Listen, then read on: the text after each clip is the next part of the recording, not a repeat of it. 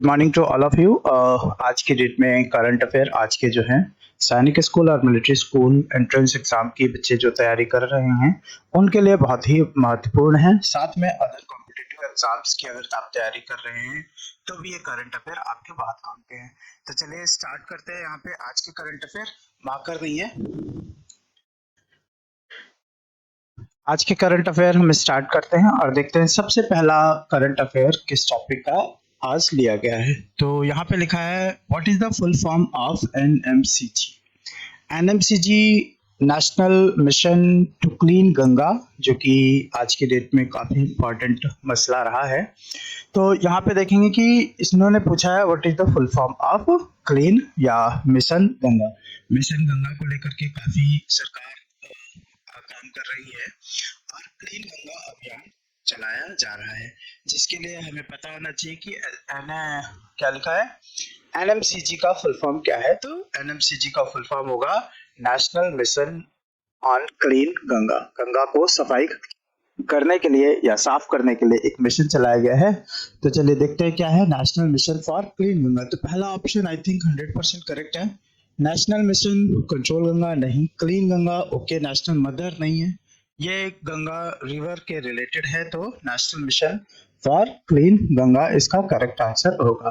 Ganga cleaning अभियान आप सभी को पता है कि हर एक गांव और शहर और जितने इसके आसपास में जितने भी सिटीज पड़ते हैं इस गंगा रिवर के बैंक्स पे, तो उन सभी से या उनके प्रधानों से भी ये कहा गया है कि भैया आप गंगा को क्लीन करने के लिए अधिक से अधिक प्रयास करें।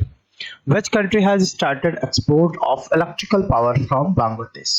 बांग्लादेश, जैसे कि हम सभी को पता है कि हाँ बांग्लादेश में काफी डिस्प्यूट्स भी इस समय चल रहे हैं, तो बांग्लादेश की अधिक से अधिक हमें जानकारी होनी चाहिए। बट यहाँ पे जो क्वेश्चन है वो है which country has started export of electrical power, means light से संबंधित या इलेक्ट्रिक पावर से संबंधित जो है यहाँ पे क्वेश्चन पूछा गया है। तो ऐसी कौन सी कंट्री है जिसने इलेक्ट्रिक पावर बांग्लादेश से एक्सपोर्ट करने के लिए अभी अनुबंध किया है या एग्रीमेंट किया है। तो देखते हैं इसमें करेक्ट आंसर कौन सा हो सकता है। एक तो है नेपाल, पड़ोसी है, भूटान, इंडिया एंड चाइना। तो इसमें से जो करेक्ट आंसर है दैट इज द नेपाल।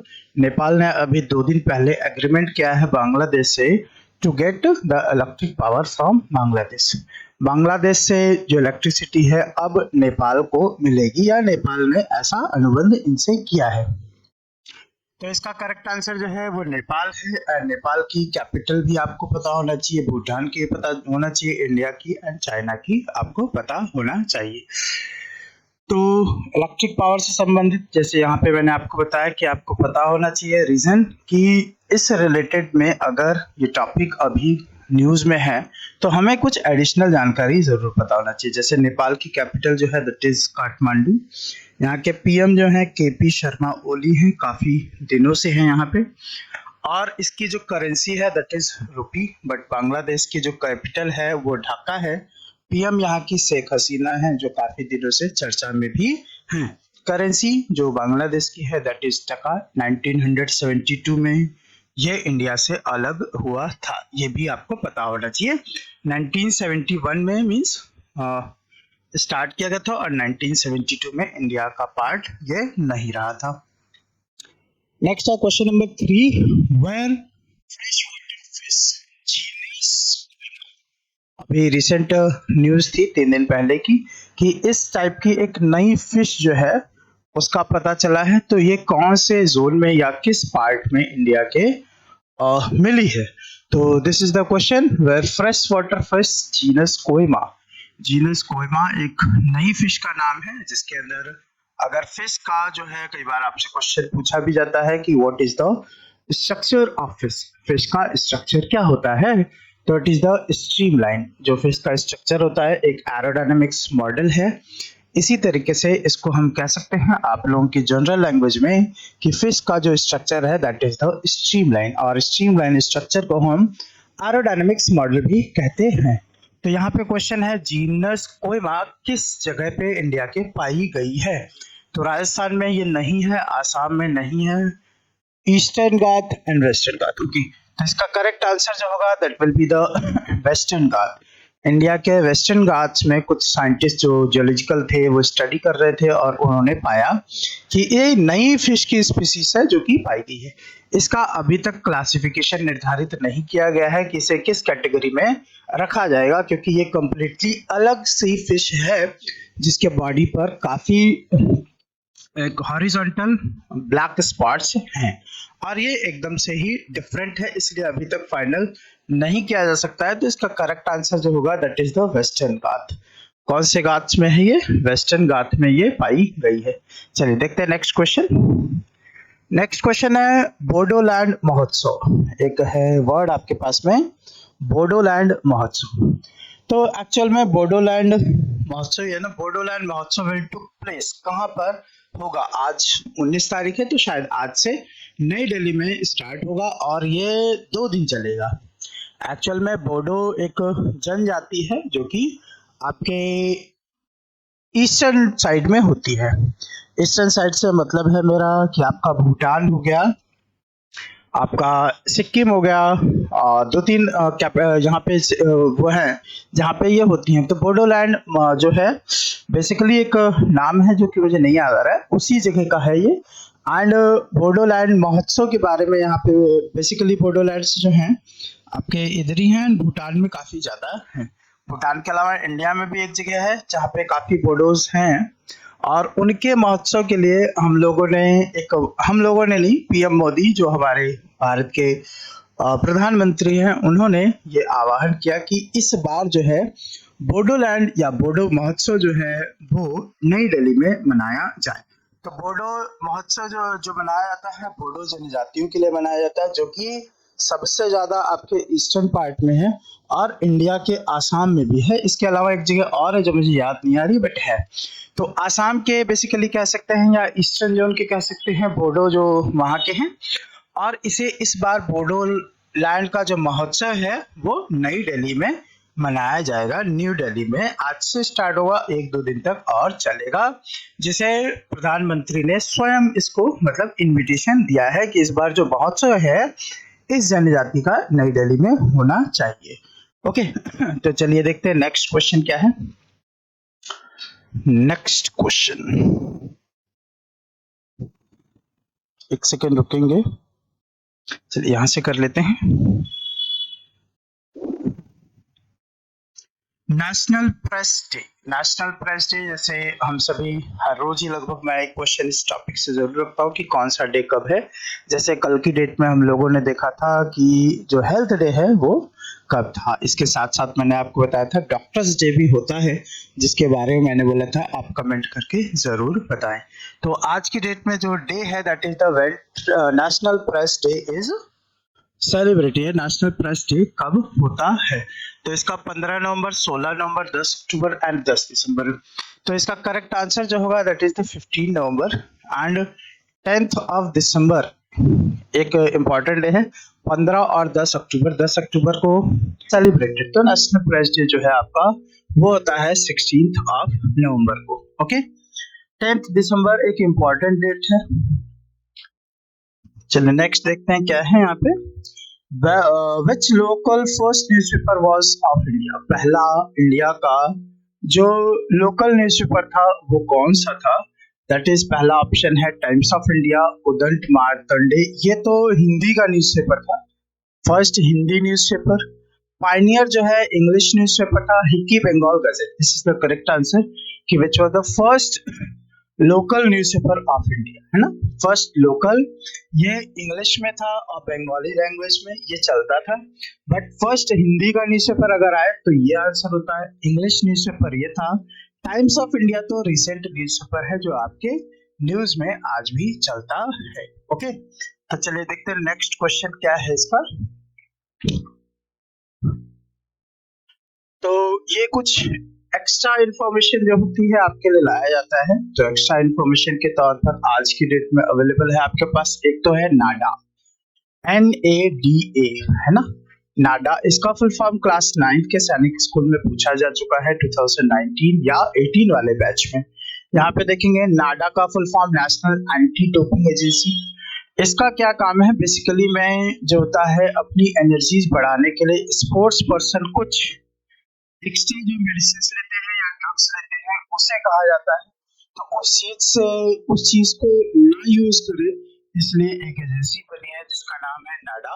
यदि इसे पता चलता है कि किसी ने एक अलग से ड्रग का यूज किया है, तो फिर वो एक ये एजेंसी उस पर्सन को स्पोर्ट्स से खेलने के लिए कुछ दिन या तो वंचित कर देती है या तो परमानेंटली हटा देती है।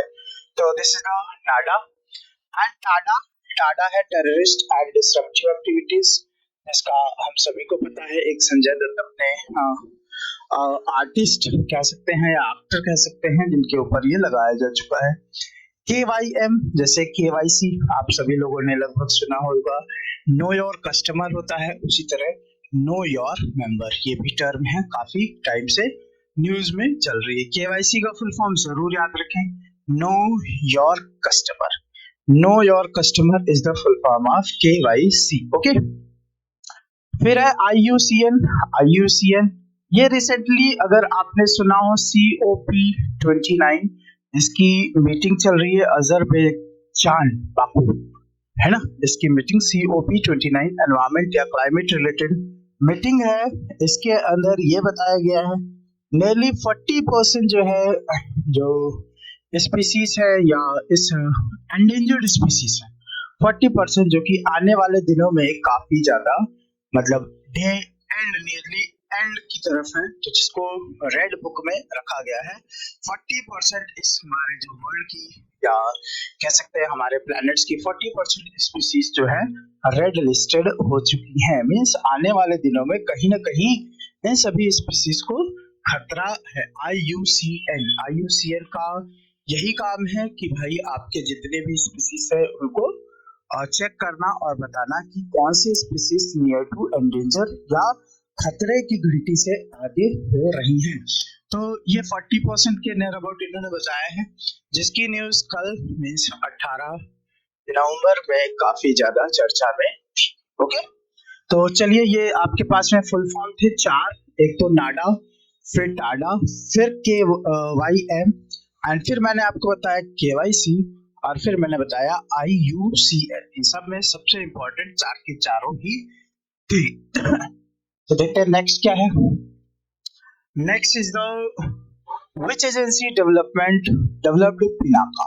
पिनाका एक बैलिस्टिक मिसाइल है, इंडिया के अंदर यूज होती है, इंडिया के द्वारा डेवलप की गई है पिनाका, और एंटी बैरल बैलिस्टिक मिसाइल हम इसे कह सकते हैं। और पिनाका जो है वो किस एजेंसी ने इंडिया के डिजाइन की है, दिस इज द क्वेश्चन। इसका ये न्यूज में इसलिए था कि रिसेंटली 2 दिन पहले इसका ट्रायल किया गया है and that trial was successful. Pinaka, ठीक है।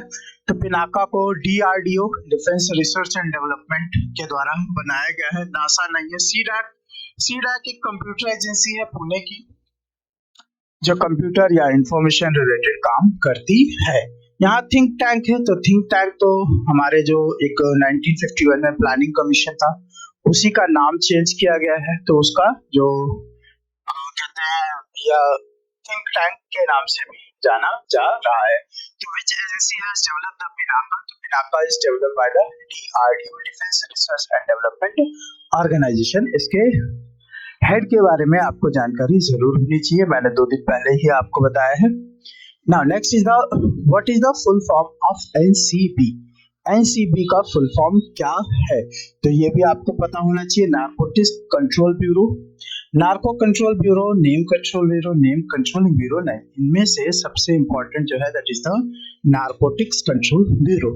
ये क्या करता है, आपके ड्रग्स के मामलों को ऑल ओवर इंडिया में देखता है कि भैया कहाँ पे इसको बढ़ावा मिल रहा है, उस चीज को कंट्रोल करने की पूरी कोशिश करता है कौन? NCB।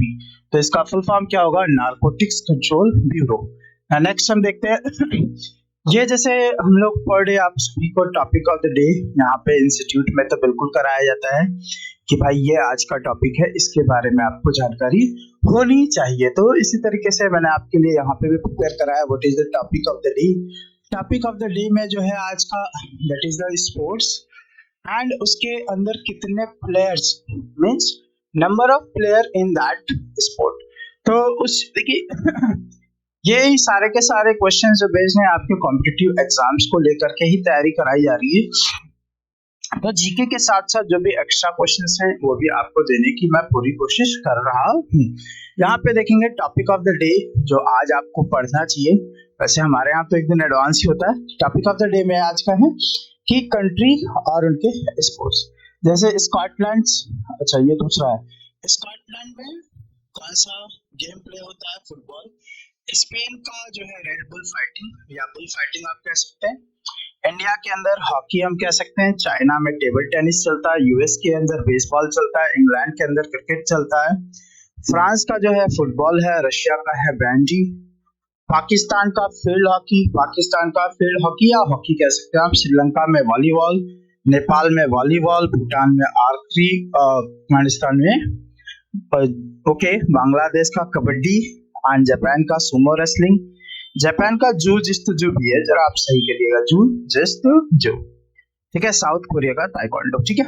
तो ये क्या है एक्चुअल में एडिशनल जानकारी है, और एक क्वेश्चन इस पे भी हर एक कॉम्पिटिटिव एग्जाम्स में भी प्लस हमारे सैनिक एंड मिलिट्री स्कूल के एग्जाम में भी आ जाता है। तो ये जरूर आपको पता होना चाहिए कि स्पोर्ट्स मींस नेशनल स्पोर्ट्स की ये लिस्ट है। ये नेशनल स्पोर्ट्स की लिस्ट है जो कि आपको दी गई है, list of national sport country and sports, COUNTRY country and there national sport, there national sport, ठीक है। क्योंकि इसके बाद में सेकेंड कैटेगरी आपको ये भी पता होना चाहिए कि जो स्पोर्ट्स हैं उसके अंदर नंबर ऑफ प्लेयर्स कितने हैं, क्या पता होना चाहिए, नंबर ऑफ प्लेयर्स। और इसके साथ में कुछ बेसिक इंफॉर्मेशन होना चाहिए आपको रिलेटेड टू स्पोर्ट्स। स्पोर्ट्स की कुछ एक बेसिक इंफॉर्मेशन होना चाहिए, जैसे स्पोर्ट्स वो स्टार्ट कब हुआ, रिसेंटली उसे कहाँ प्ले किया गया, या इसके अंदर हम कौन सी ट्रॉफी देते हैं। यदि आप ये सारे टॉपिक्स कंप्लीट कर लेंगे तो स्पोर्ट्स का आपका लगभग टॉपिक कंप्लीट हो जाता है। मैक्सिमम क्वेश्चन जो देखे जाते हैं that is related to the FIFA, है ना, और एक है आपकी क्रिकेट, CRICKT। और इसके अलावा अगर आप कंपटीशन गवर्नमेंट की तैयारी कर रहे हैं तो गवर्नमेंट एग्जाम्स में आपको स्क्वैश नाम आपने जरूर सुना होगा, स्क्वैश रिलेटेड भी क्वेश्चन पूछे जाते हैं, ठीक है। और टेनिस, एक विंबलडन जो है आपका वो फेमस टॉपिक बन जाता है अगर आप गवर्नमेंट एग्जाम्स की तैयारी कर रही हैं तो। बाकी अगर हम सैनिक स्कूल और मिलिट्री स्कूल की बात करें तो उसमें इतना ही काफी होता है।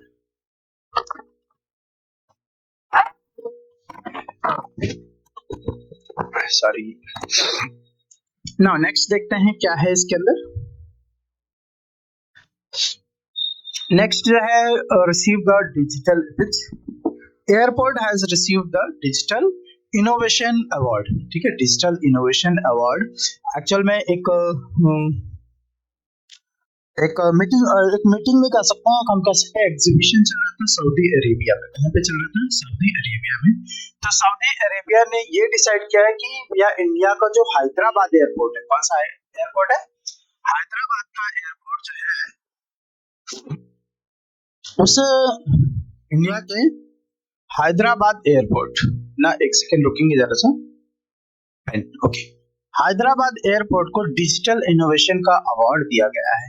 ये एग्जीबिशन जो है 2 दिन पहले खत्म हो चुका है बट सऊदी अरेबिया में चल रहा है, और मैंने इसकी जानकारी आपको दी थी कि इस तरीके का डिजिटल इनोवेशन जो है सऊदी अरेबिया में एयरपोर्ट एग्जीबिशन चलाया जा रहा है, जिसने फाइनल किया कि इंडिया का जो हैदराबाद में जो एयरपोर्ट है उसे डिजिटल इनोवेशन का अवार्ड दिया जाना चाहिए। तो ये आप बिल्कुल याद कर सकते हैं कि सऊदी अरेबिया एक्सपोर्ट एग्जीबिशन कहाँ पे हुआ? सऊदी अरेबिया में हुआ। इसके जो हेड हैं या राजा हैं उनके बारे में भी आपको पता होना चाहिए। तो चलिए देखते हैं नेक्स्ट क्या है। नेक्स्ट है world first high altitude para sports centre. तो ये एक्चुअल में इससे पहले भी हमने आइस हॉकी के लिए देखा हुआ है कि आइस हॉकी खेलने के लिए सबसे हाईएस्ट एल्टीट्यूड पूरे वर्ल्ड में कहाँ पर है, तो वो लेह एंड मनाली में है। नाउ प्रेजेंटली एक चीज और नई आई है, world first para Olympic para sports के लिए जो सबसे हाईएस्ट जगह पर पैरा स्पोर्ट्स कहाँ खेले जाएंगे, तो उसके लिए भी नई जगह जो बनाई जा रही है that is in the Leh Ladakh. Ladakh के अंदर सबसे ज्यादा हाईएस्ट एल्टीट्यूड पूरे वर्ल्ड में।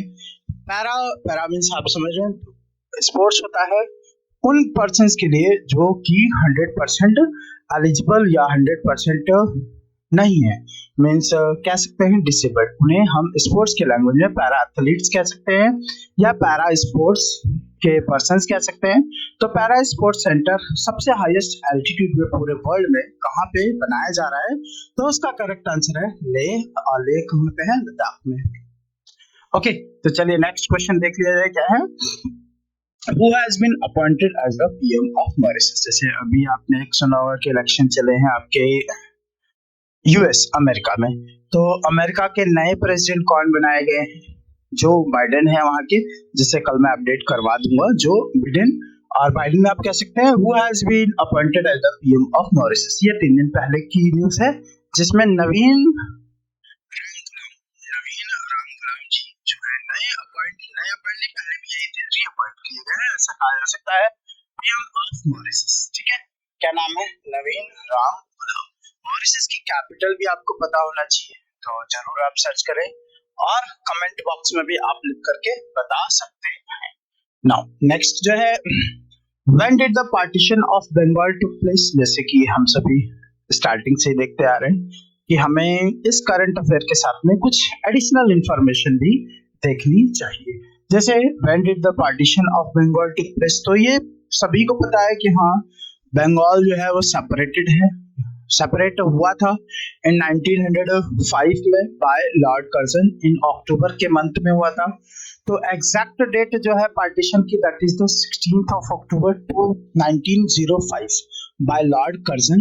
एंड जब ये रीजन पूछा गया था why you are going for this division, तो उनका आंसर था the area is so large that's why we are dividing.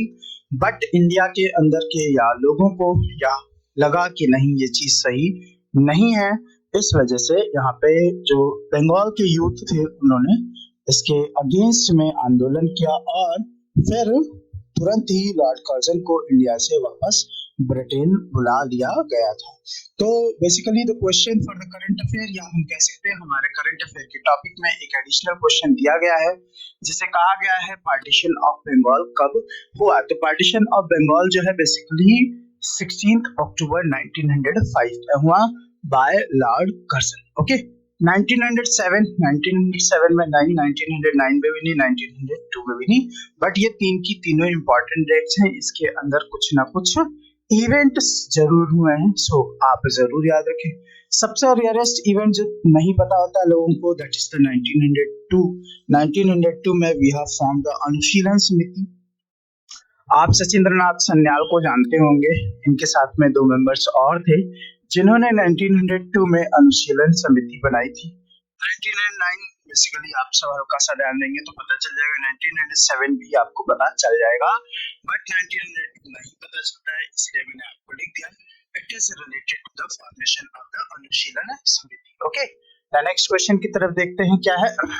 How many players are in? यह आज के लिए आपके लिए क्वेश्चन है एडिशनल, जिसमें आपको ये सर्च करना है कि खो-खो के अंदर कितने प्लेयर्स होते हैं, इसकी जानकारी खोजकर आप जरूर हमें बताएं। और आज की क्लास डिले थी, क्लास का रेगुलर टाइम है 6 AM इन द मॉर्निंग, तो उसके लिए क्षमा चाहेंगे और क्लास को कंटिन्यू देखते रहें। आप सभी का धन्यवाद।